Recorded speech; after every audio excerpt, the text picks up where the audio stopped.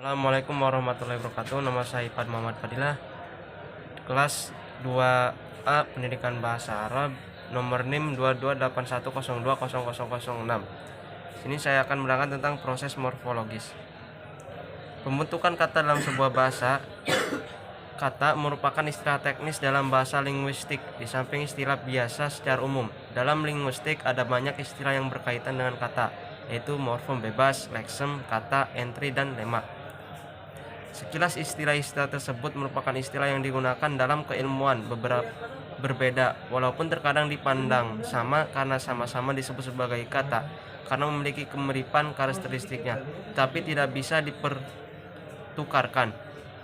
Istilah leksem dipakai dalam tataran leksiologi, sedangkan istilah morfem bebas digunakan pada pembahasan morfologi. Sementara itu, dalam bidang leksikografi atau ilmu bidang penyusunan kamus menggunakan entry dan lema. Di dalam satuan gramatika, kata merupakan satuan terbesar dalam subsistem morfologi, morfem dan kata, dan merupakan satuan terkecil dalam subsistem sintaksis, yaitu frasa, klausa, kalimat, dan wacana. Dalam subsistem sintaksis, kata digunakan untuk membentuk frasa dan klausa. Adapun istilah entry dan lema digunakan dalam bidang perkamusan atau leksikografi. Dua istilah itu merupakan kata yang tidak dibagi ke dalam satuan terbesar maupun terkecil. Istilah lema dalam kamus umum oleh sebagian leksikografer dipandang sebagai kata leksikal, yang merupakan kata dasar yang menjadi kepala kata head word untuk membentuk bermacam-macam kata turutan. Pada umumnya dalam kamus, lema akan ditulis dengan cetak tebal. Adapun entry terdiri dari 6 elemen, yaitu lema, velafan, lema, kelas kata lema. Arti lema, contoh pemakaian lema dalam kalimat, dan penjelasan lainnya yang berhubungan dengan lema tersebut. Lema dalam entry bisa berupa kata dasar, kata turunan, kata ulang, kata majemuk, frasa, ungkapan, klasa, peribahasa, singkatan, atau akronim yang dianggap kata. Bedanya, istilah lema digunakan untuk menamakan sebutan yang tidak diberi atau di dalam kamus, sedangkan istilah entry untuk menamakan sebutan yang diberi arti dalam kamus. Leksem, morfem, dan kata. Untuk memudahkan pemahaman tentang leksem, morfem, dan kata, serta pemahaman tentang ketiganya dapat digambarkan dalam diagram berikut. Dari diagram di atas tergambarkan bahwa kata adalah luaran output dari hasil proses morfologis dari bentuk dasarnya, yaitu leksem. Sedangkan morfem adalah satuan terwujud setelah kata terbentuk. Kata sekolah berasal dari leksem sekolah yang telah mengalami proses derivasi zero, yaitu proses morfologis yang mengubah leksem menjadi kata tanpa penambahan atau pengurangan apapun. Kata melihat berasal dari leksem juang yang sudah mengalami proses aplikasi atau imbuhan me. Jadi kata sekolah adalah kata yang terdiri dari morfem tunggal, rumah, sedangkan melihat terdiri dari morfem afiks, ber, dan morfem dasar lihat. Leksem merupakan bahan dasar yang telah mengalami pengolahan gramatika menjadi kata dalam subsistem gramatika, sedangkan afiks tidak dapat disebut leksem, melainkan hanya sebagai leksikal formatif, alat pembentuk kata.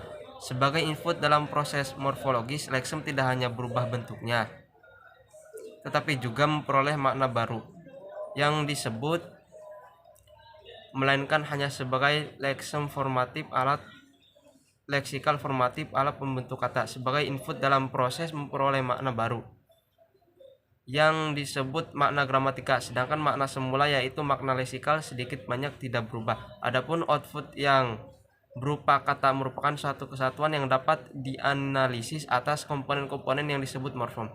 Konsekuensinya, morfem sebagai satuan terkecil dalam hierarki gramatikal sebenarnya baru dapat ditandai setelah kata tersebut melalui proses morfologis. Itu selanjutnya ragam proses morfologis. Robert Cibarani mengklasifikasi proses pembentukan kata baru di dalam morfologis ke dalam 14 jenis proses, yaitu pertama kata majmuk yang merupakan gabungan dua bentuk dasar secara bersama membentuk kata baru di dalam bahasa Inggris. Kata majmuk itu antara lain nomina dan nomina. Contohnya boyfriend and skinhead. Yang kedua verba and nomina. Contohnya breakfast and fly fit. Dan yang terakhir yaitu nomina plus verb. Contohnya sunshine dan breath control. Macam yang kedua yaitu afiksasi, adalah penambahan morfem yang terikat ke bentuk dasar untuk membentuk sebuah kata. Penambahan bentuk terikat itu berupa pertama prefix, contohnya a dan ir, seperti alsep dan irasional. Selanjutnya sufiks, contohnya dom and is, seperti kingsdom dan stewardess. Selanjutnya itu infix, contohnya us, seperti handsful. Macam yang ketiga yaitu reduplikasi, adalah pengulangan suku kata morfem untuk membentuk sebuah kata. Contoh gadi-gadi dan tip-top. Yang keempat yaitu modifikasi internal, yaitu perubahan internal untuk membentuk kata dengan menambah afiks ke morfem atau dengan menyalin semua bagian dari morfem untuk membuat perbedaan morfologis. Contohnya yaitu man menjadi men, break menjadi brox menjadi broken.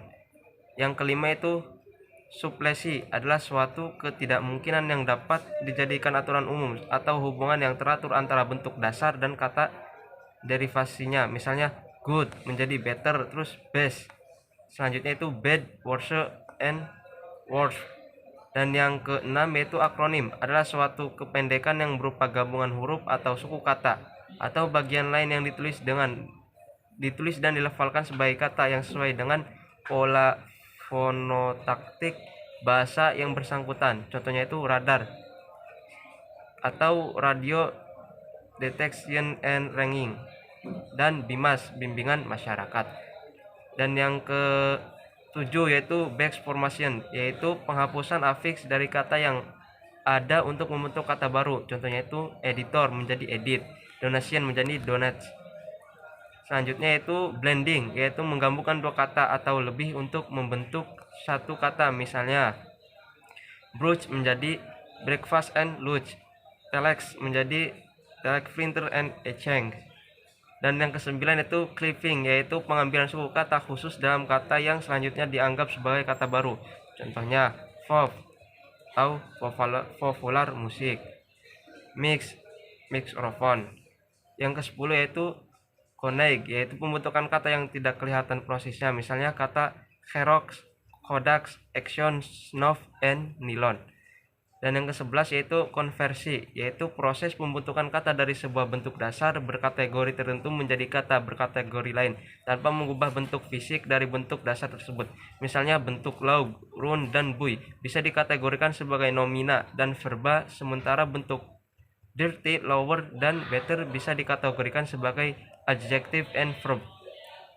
Yang ke-12 yaitu kesalahan morfologis, yakni salah menganalisis sebuah kata dan menambahkan bagian kata ke bentuk dasar lain untuk membentuk kata baru. Contohnya itu souffle burger menghasilkan salah satu analisis bahwa hamburger berasal dari ham and burger. Hamburger merupakan cleaving dari hamburger sticks. Bentuk burger sudah ditambahkan ke tipe makanan lain seperti cheeseburger, pizza burger, dan lain semacamnya. Dikaitkan dengan alkoholik pada berasal dari kata alkoholik dan ik. Kesalahan pemenggalan ini melahirkan kata baru holik, digunakan untuk merujuk makna ketergantungan dan ketagihan yang sangat parah terhadap sesuatu hal, seperti sofaholics, workaholics, sugarholic, and lain-lain. Selanjutnya itu ada flesetan, yaitu proses pembentukan satu kata baru dengan memflesetkan morfem yang ada atau kata dari makna yang terdahulu. Kata yang ada itu dianggap sebagai akronim dari bentuk panjang yang menghasilkan makna baru. Contohnya itu kata Portugal diflesetkan menjadi Purwokerto metu Tegal, Purwokerto metu Tegal, karta metal, diflesetkan menjadi mellow total. Dan yang terakhir, nama diri, yaitu nama benda, tempat aktivitas, dan penemuan yang dikaitkan dengan suatu atau orang. Misalnya Washington DC untuk Gergo Washington dan District of Columbia untuk Christopher Columbus. Selanjutnya yaitu infleksional dan derivasi dalam bahasa Arab. Prinsip pembentukan kata secara morfologis dalam bahasa Arab bersandar pada akar kata yang berupa konsonan dan pula tertentu yang terdiri atas vokal atau harokat dan konsonan formatif tertentu seperti ahruf mudhora'ah yaitu anaita dan huruf zaidah. Selanjutnya vokal-vokal itu difungsikan sebagai infleks, sedangkan konsonan-konsonan formatif tersebut dapat berfungsi sebagai flexik, infleks, sufleks. Kemudian dilanjut dengan proses morfologis baik dengan infleksional maupun derivasional. Yaitu pertama infleksional. Infleksi adalah proses morfologis yang menyebabkan terbentuknya berbagai bentuk kata, tetapi bentukan itu tidak berakibat pada perubahan kelas kata atau tetap pada kelas kata yang sama. Infleksi berkaitan dengan aturan sintaksis dalam arti bahwa morfem infleksional diperlukan untuk melengkapi kata sebagaimana dituntut oleh aturan gramatika yang pemunculannya tidak akan mengubah kategori atau identitas kata tersebut. Contoh infleksional dalam bahasa Arab pada leksem kata ba dapat berubah menjadi kata btu. Apabila kata btu digunakan sebagai verba orang ketiga tunggal, maka penambahan tu diperlukan sebagai berhadapan dengan verba kala lampau. Selanjutnya yaitu ada yang namanya yang kedua yaitu derivasi.